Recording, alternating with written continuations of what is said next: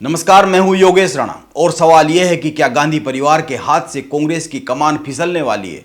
क्योंकि कांग्रेस में राष्ट्रीय अध्यक्ष चुने जाने की प्रक्रिया शुरू हो चुकी है। यह पार्टी से जुड़े लोगों को पता ही होगा। लेकिन सवाल यह है कि आखिर कौन बनेगा कांग्रेस का राष्ट्रीय अध्यक्ष, क्योंकि राहुल गांधी इस पद के लिए तैयार नहीं हो रहे।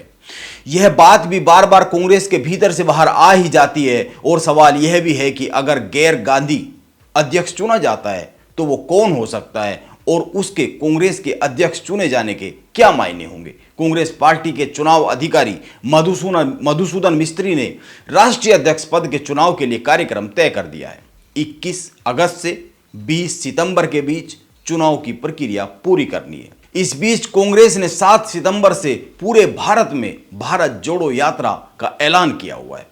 3,500 किलोमीटर की पूरे देश में इस यात्रा में राहुल गांधी भी हिस्सा लेंगे। यह कांग्रेस की बेहद महत्वाकांक्षी योजना है, कार्यक्रम है, जिसकी सफलता पर आने वाली कांग्रेस की राजनीति बहुत हद तक निर्भर करेगी। कांग्रेस में पहले 3 साल के लिए और अब 5 साल के लिए अध्यक्ष पद के लिए किसी की तैनाती होती है। 2017 में राहुल गांधी को निर्विरोध इस पद पर बैठाया गया था, लेकिन उन्होंने 2019 के आम चुनाव में कांग्रेस की बड़ी हार के बाद नैतिक जिम्मेदारी लेते हुए इस्तीफा दे दिया था। पार्टी संविधान कहता है कि किसी इमरजेंसी में अध्यक्ष पद खाली होने के बाद CWC आपस में मिलकर कार्यकारी अध्यक्ष चुनती है। सोनिया गांधी को उस समय पर कार्यकारी अध्यक्ष चुना गया और तभी से वो ही इस पद पर मौजूद है। इन करीब 3.5-4 सालों में कई बार राहुल गांधी को अध्यक्ष पद पर बैठाने की कोशिश की गई, बात चली, लेकिन उन्होंने जिम्मेदारी स्वीकार करने से मना कर दिया।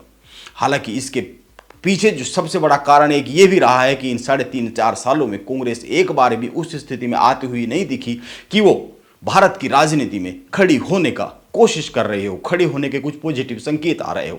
इसीलिए इस बुरे दौर में और पॉजिटिव संकेतों के ना आने के कारण भी राहुल गांधी हो सकता है ये जिम्मेदारी लेने से बच रहे हो। वो इंतजार कर रहे हो कि कब कुछ अच्छे संकेत मिले। इसीलिए सवाल उठ रहा है कि किसको कांग्रेस के राष्ट्रीय अध्यक्ष पद की जिम्मेदारी सौंपी जा सकती है। देश की मौजूदा राजनीति को देखते हुए कांग्रेस का एक बड़ा वर्ग ऐसा चाहता है कि कोई पिछड़े वर्ग से इस पद पर बैठे, ताकि एक राजनीतिक संदेश चला जाए, जिस तरह के राजनीतिक संदेश भाजपा दे रही है।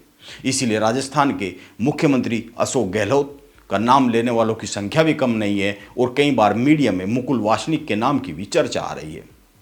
और गौर करने वाली बात यह भी है कि राहुल गांधी और प्रियंका गांधी यह कह चुके हैं कि गैर गांधी परिवार से किसी को कांग्रेस का नेतृत्व दे देना चाहिए।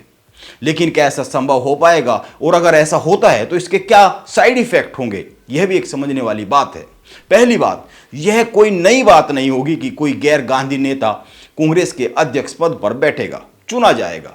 आजादी के बाद के कांग्रेस के 75 साल के इतिहास में अभी तक 13 गैर गांधी अध्यक्ष रहे हैं और लोकसभा के चुनाव में जब जब गैर गांधी अध्यक्ष रहे, कामयाबी का प्रतिशत ज्यादा रहा है। आजादी के बाद के पहले 36-37 सालों में 38 सालों में गैर गांधी अध्यक्ष सबसे ज्यादा रहे हैं।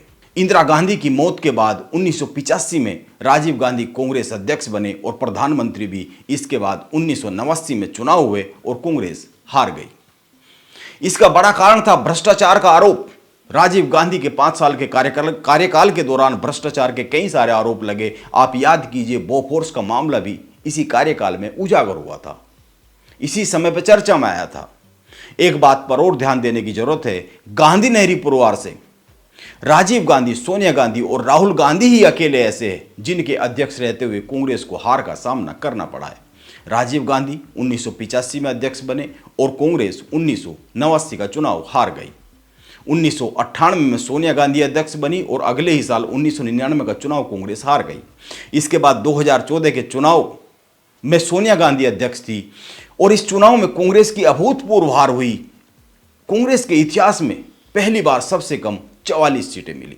सोनिया गांधी के बाद दिसंबर 2017 में राहुल गांधी कांग्रेस अध्यक्ष बने और अध्यक्ष रहते हुए पहला चुनाव 2019 में लड़ा। इस चुनाव में कांग्रेस केवल 52 सीटें ही जीत पाई। राहुल गांधी अपनी पारंपरिक सीट अमेठी भी हार गए। इसके बाद ही उन्होंने नैतिक आधार पर इस्तीफा दिया था। इसलिए जो गांधी नेहरू परिवार से अलग किसी अन्य को कांग्रेस की कमान खबरों से परेशान दिखते हैं, विरोध करते हैं, उनके बारे में एक बात बहुत ही साफ साफ कही जा सकती है, वो कांग्रेस के तो हितैषी नहीं है, बल्कि वो गांधी परिवार के वफादार कहे जा सकते हैं। और राजनीति में वफादारी का कोई मोल नहीं होता है, यहां पर जीत और जीत के कैलकुलेशन ही मायने रखते हैं, उन्हीं का मूल्य होता है। इसीलिए अगर देश में लोकतांत्रिक शक्तियों के संतुलन को बनाने के बारे में सोचा जाए तो कांग्रेस की कमान गांधी परिवार के हाथ से निकालकर किसी अन्य के पास जानी ही चाहिए। लोकतंत्र में एक मजबूत विपक्ष बहुत जरूरी है। अब यह होगा या नहीं होगा, इस पर तो कुछ कहा नहीं जा सकता है, क्योंकि इसमें एक और समीकरण है, और वो यह है कि इस समय गांधी परिवार की जो पीढ़ी कांग्रेस के शीर्ष पर है, राहुल गांधी, वो राजनीतिक तौर पर बहुत ही कमजोर दिखते हैं। और ऐसी परिस्थितियों में अगर कांग्रेस की बागडोर परिवार के किसी अन्य के, गांधी परिवार के बाहर किसी अन्य को जाती है तो शायद फिर वापस ना लौट कर आ सके। और दूसरा यह भी तय है कि इसके बाद गांधी परिवार के लिए ईडी की पूछताछ पर कांग्रेस शायद ही पूरे देश में इस तरह सड़कों पर उतरे जिस तरह अब उतर जाती है। यह राजनीति का एक सच है। सत्ता की बागडोर जिसके हाथ में होती है वहां बहुत कुछ बदलने लगता है। सत्ता की बागडोर वाले हाथ बदलते ही राजनीति बदलने लगती है, समीकरण बदलने लगते हैं। आप मौजूदा राजनीति में लाल कृष्ण आडवाणी को याद कर सकते हैं। नमस्कार, आप बने रहे मेरे साथ।